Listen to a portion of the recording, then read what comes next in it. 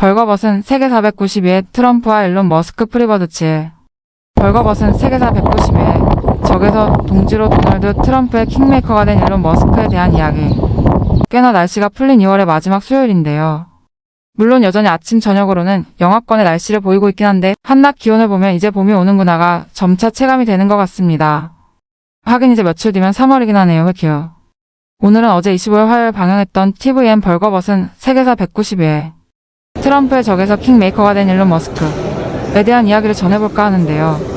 일론 머스크, 전기자동차 회사 테슬라와 우주탐사 기업 스페이스X의 수장이자 이번 제47대 미국 대선에서 도널드 트럼프의 킹메이커로 그의 재선에 큰 공을 세우면서 미국 정부일부의 특별고문이자 사실상 수장으로 정계에까지 영역을 확대한 세계 최고의 기업인이자 갑부인데요.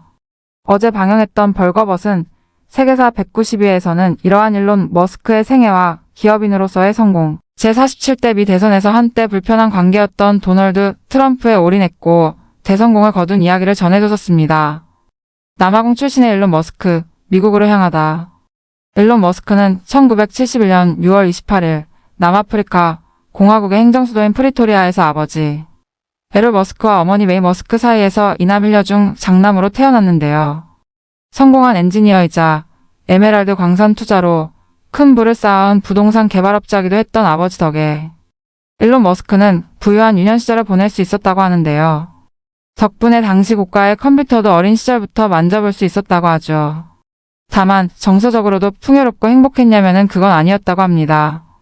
이날 방송에 따르면 어린 시절 일론 머스크는 아버지에게 정서적 학대와 폭력을 당했었다고 하는데요. 에롤 머스크는 엄격하고 지배적인 성격으로 자식들에게 폭언을 일삼고 아내 메이 머스크를 자식들이 보는 앞에서 폭행하기도 했다고 합니다. 또한 일론 머스크 본인도 허약한 몸과 내성적인 성격으로 학교에서 따돌림과 학폭에 시달렸다고 하는데요. 게다가 일론 머스크가 아스퍼거 증후군을 가지고 있어서 사회적 상호작용에 미흡해 이런 부분이 더 컸다고도 하고요. 그런데 이런 상황에서도 일론 머스크의 아버지는 일론이 나약하기 때문에 그렇다면서 되레 아들을 체벌했다고 하죠.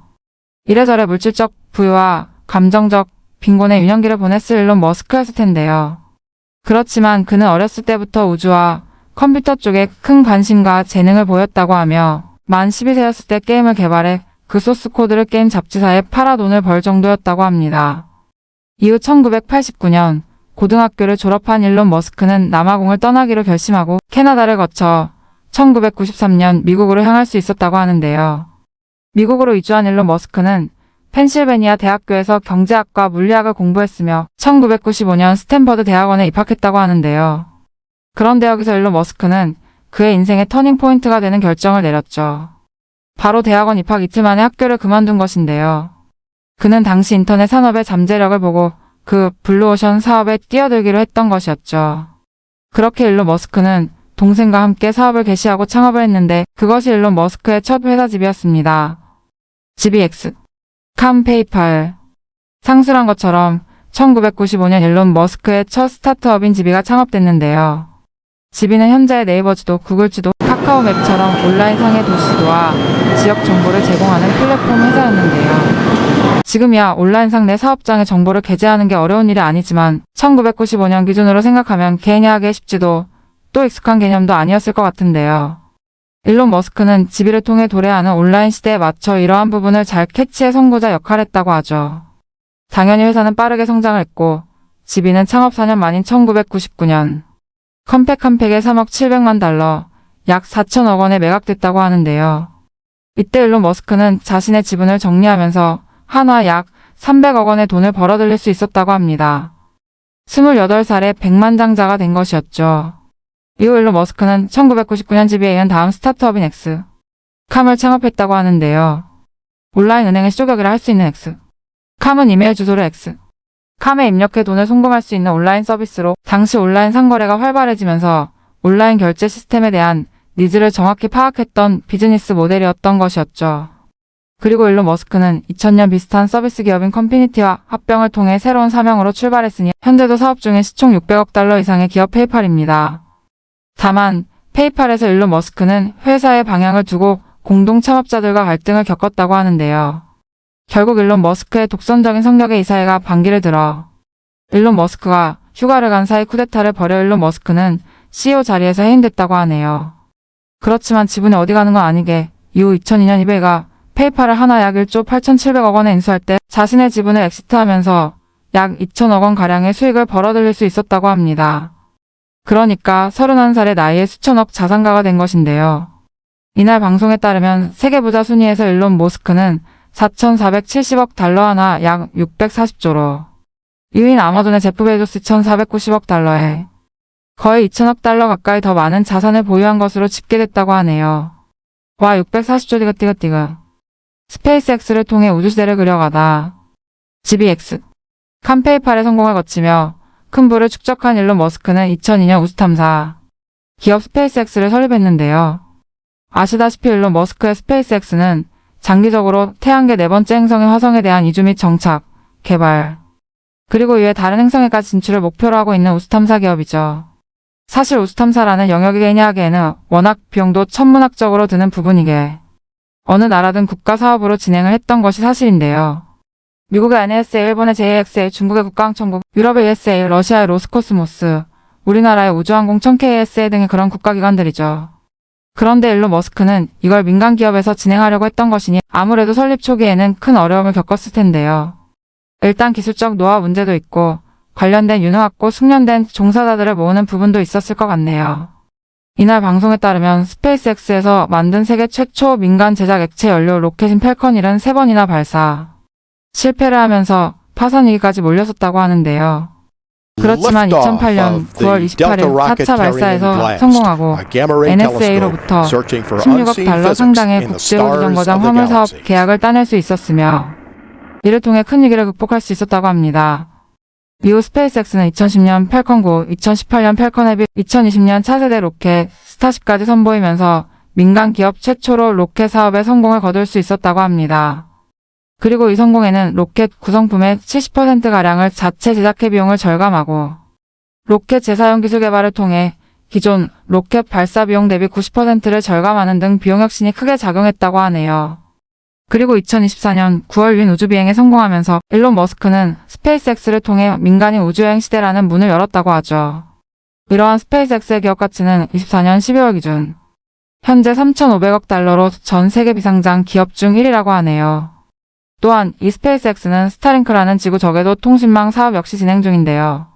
광범위 초고속 위성 인터넷 서비스인 스타링크는 말 그대로 지구 어디서든 초고속 인터넷을 사용할 수 있도록 하는 것을 목표로 하는 서비스로 이날 방송에 따르면 전 세계 활성화된 인공위성 약 1만 266개 중 약 7,000개에 달하는 66%가 스타링크 위성이라고 하는데요. 현재는 스페이스X의 자회사로 있는 스타링크지만 2024년 기준 스타링크는 82억 달러 이상의 매출을 올리면서 스타링크가 분할의 독립기업으로 나설 경우 역시 큰 가치를 인정받을 가능성이 높다고 합니다.